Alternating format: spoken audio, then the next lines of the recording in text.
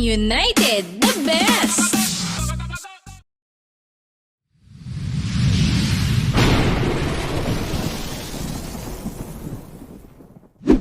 So ayun mga lods, meron tayong gagawing battery. Bali 280 to, no? So bali dalawang piraso na 280. So 51.2 volts yung ano natin. So yung BMS natin na ginamit is ito. Ayan. Yung ano bagong model ng Dali, no? 16S 48 volts 200A. So ito yung may blower. Then may kasamang balancer. Active balancer. So ayan. Ito sa kabila 150 lang ito kasi kanya-kanyang ano to eh. Ito iba din ang may-ari. So yung isa, yun yung box niya. Ako din nagawa niyan sa box. Pati ito ako lang din nagawa sa box. Ito di gulong. So di gulong din yun. So ayan. Dito yung battery terminal natin. Ayan. So ito yun. Dito natin nalagay yung BMS. Kasi acrylic natin to. Ang kalahati. Acrylic yun. Para makita yung BMS natin. Ayan. So, di ba? So, yung isa, ganun din may active balancer din ito. So, 150A nga lang. Ayan. So, itong system, itong battery nito para doon sa ating ano, Samdon. So, ito iba din, ibang bahay din to. Dito ko lang ginawa kasi magkabit. Kumbaga, pamilya lang sila. So, yung panel, 5 piraso. Tapos, yung gamit na sila kasi nag-order ng materials mga lods. Gamit niya is Anern na 6.2 kilowatts yung kulay green na Anern, no? 48 volts system yung ating hybrid na Anern. So, hindi yung acrylic natin. 5 piraso na ano, 600 watts, 3 na. 3 na yan. So, yung inverter ando sa loob. So, yan. Ayan. Ang battery. Ang bigat mga lods. So, 16 pieces na 280 EH. I think EB cell ito. EB. So may ano naman, oh. I-scan na lang natin yan mamaya. So ayan. Ayan, continue lang tayo mga nasunod. Update ko lang kayo mamaya konti kung matapos. Ano ba, nagpabili pa ako ng ano, yung i-terminal na maliliit para sa kanyang mga wire sa ating BMS. Ayan. Para wiring na lang tayo. Salpak na lang. So, ayan.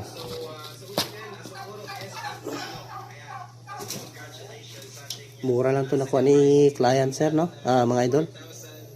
Mura lang to nakuha ni client. So, itong ano na to, itong 16 pieces nasa ano lang, 37,000. So, na kulang-kulang nasa tig-isang piraso, 1,700 pesos. So, nung dinivide natin sa 16 pieces, yung 37,000 is nasa ano na talaga siya, 1,700 ang isa, 280. So hindi masyadong bagong-bago pa, oh. Ang reason ng may-ari nito kaya binenta, galing to sa mga mamahalin na battery. So binaklas nila kasi nga nasira yung BMS. So hindi pa siya bugbog, wala pang 1 year to. Ito ng mga cell, hindi pa daw, bagong-bago pa. So nasira yung BMS. Ayan, ang ginawa ng siyempre mayaman yung may-ari nito. Ang ginawa niya, binaklas lahat. Tapos nagpagawa lang siya ng sariling battery niya sa factory. So nilagyan niya talaga ng pangalan. So ang ginawa niya dito, pinabenta niya na lang per pieces. So marami-rami pa daw ito. Meron pa daw doon. So ay mga lods, ito na yung in-assemble natin na battery. Natapos na din natin, gabi na, overtime. So ayan. So, ito yung kay sir dito sa bahay niya, no? So, yung isa para doon sa kabila. Ito yung inverter ni sir Samdon. So, naka-aircon na to ngayon. So, meron lang siyang load na 559. Ayan. Smart na din yung ano natin. Ayan, oh. So, wala. Tambay na yung dalawa niyang battery. So, yung isa, nandito. Ito. So, ano lang, terminal ang kulang nito. So, hindi pa dumating yung terminal na in order. So, hintayin na lang. And then, yung acrylic nito. Yan, ready na din to. May blower. So, ayan, to bipalo na lang kasi update ko lang kayo, mag-install din kami nito. Continue lang natin yung video natin, no? So, ayun mga lods, at ayan, hanggang dito na lang muna. So, ayun mga lods, ito na tayo. So, dito na yung battery natin. Tanggal yung gulong, tanggalin na lang namin yung gulong. Hindi kaya ng gulong yung bigat ng battery. So, tanggal yung mga gulong. So, ito yung inverter natin, unearn. So, yan yung specs nyo. 6,200 watts. Second load, 1,240 watts to 2,340 watts. Main load cut-off voltage. Ayan. PPT. Ang PPT pala nito is high voltage to, no? 500 VDC. Long ano siya, oh. Wait.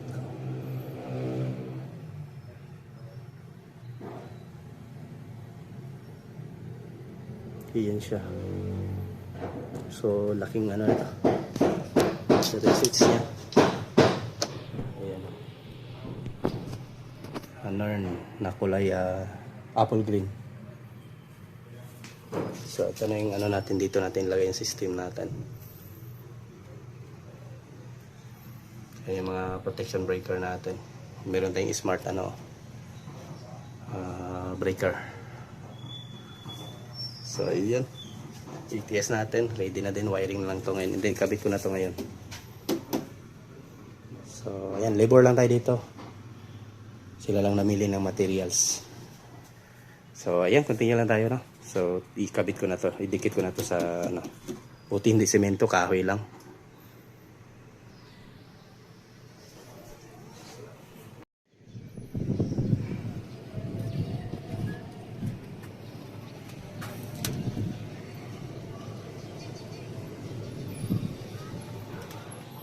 A few moments later. Tapos na tayo. Ayan, nag-function na yung solar natin. So, ito, hindi ko pa natapos takpan. And then, yung cover pala, lagyan natin to. 3, 2, 1, go. So, ayan, working good na tayo. Naka-standby yung grid natin, naka-standby. So, solar at battery lang ngayon. Ito na yung wiring natin. So, naka-ATS. So, ito yung load ngayon. May aircon isa, no? So, merong aircon na gumagana. 1.1 kilowatts. Yan, ito yung mga output breakers niya. Kasi sinegregate ko mga loads. Kasi nga yung kuryente nila dito, kanya-kanyang tap doon sa main. Dito, oh. Ay, walang mga breaker. Direkta lang talaga. Kasi may boarding house to, no? So, kaya ginawa ko, ayan, nagkuha ako ng direkta sa main. Ito. Pinasok ko doon sa, naglagay ako ng breaker, isa. And then ito, naglagay ako ng patapon dito kasi yan, may nakakonect din dyan sa aircon, no? May aircon din dyan. And then yung aircon din sa kabila. Ito, nalagyan ko ng takip. So, ito yung main ko kasi kinondem ko na yun dito. Kasi ito, old type pa yung nila, old type. So, wala na ito. Kinondem ko na ito. So, kumuha ko doon ng dito ko pinasok. Ito na yung main nila na breaker. And then, pumasok dito sa taas. And then, nagkuha tayo iba. Then, pinunta natin dito para sa input ng ating inverter. Para may kanya-kanyang breaker, no? And then, ito naman ay galing sa ating ito yung sa natin, galing sa out ng ating inverter, pumasok dito. Hindi, sorry, ito pala galing dito sa ating inverter, pumasok dito, and then pumunta, umakyat dito, pumasok. So normal tayo, no? Kasi pag solar, normal, reserve yung grid. Tapos yung main load nito, ito pinaka main, dito pumasok. Ito. Tapos, ang labas dito. Pasok. Ito na yung output ng main. So, dito na yung mga breaker. Yung mga, ayan, sinegregate ko ito. Yan, iba din yung breaker. Yan dyan is ito. Na output breaker. Then ito is ito. Ito na wire. Bali, 2 kwarto to, no? And then yung sa labas, kung nakita nyo yung sa labas doon nakasiparate sa aircon yung papunta doon. So yung panel natin, so kulang pa sila ng panel, no? So 5 piraso lang, ito lang yung voltage, oh. Yan. Then yung specs ng ating inverter ang ang taas, high voltage. Yan, 60 to 450. 6,500 watts maximum solar charge current, 120A. So ang nilagay ko ngayon dito is 80A lang muna kasi maliit lang yung panel, konti lang. Adjust lang natin yan kapag ka so ayun, takpan na natin to.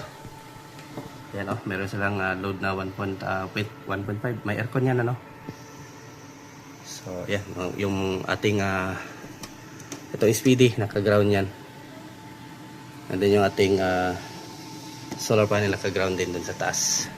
And then meron tayong nilagay doon na ground rod. So ayan, ganyan tayo magtrabaho mga lods.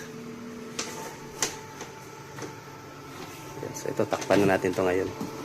Hindi ko na to nilagyan ng aluminum dito kasi baka magka-ground to. Problema pa tayo. So yung battery natin, takpan natin to ngayon ng fiber. So gawa pa ako ngayon. So ito, continue lang tayo. Tatapusin ko muna to. Takpan.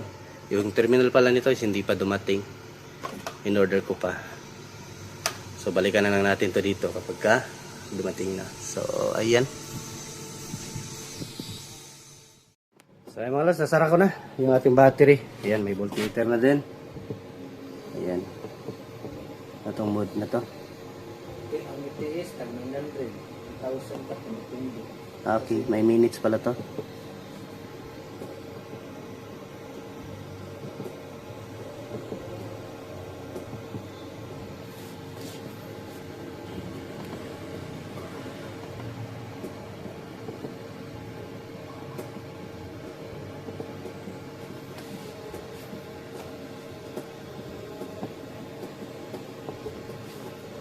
So, ayan. Ayan, goods na. So, DIY lang. Yan, yung breaker natin, malaki yan. And then yan, naserap natin yung inverter natin. Yan, pugi, oh.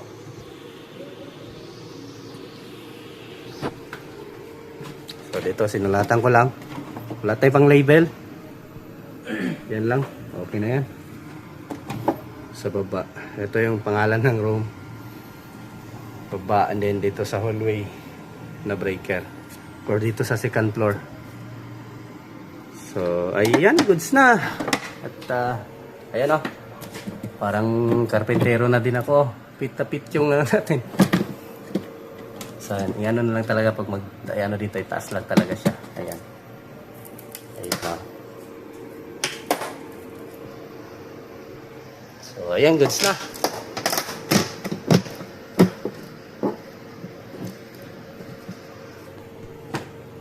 Ayan, oh. So ito, at hanggang dito lang yung video natin. And then balik-balikan na lang natin to. Tignan lang natin to. Kasi substart pa tayo ngayon. Kumbaga break in. So di pa natin kung alam kung may bibigay dyan. Ayan, yung mga breaker ko pala. Ito 63 ampere yung ating Snyder. Snyder. Then yung ating SPDAC is Thomson breaker. Ito 32. Ito ano to, 63. And then kasi wala naman 32 nito. So 63 32 yung sa ano natin sa panel. And then 32 yung input. Ayan, inverter input, inverter output, load. Ito na yung sa lahat dito. Dito dumaan, load dito dumaan, and then dito baba. So ayan. So ayan. Ganyan lang, naka-aluminum yung ano natin. So, finish.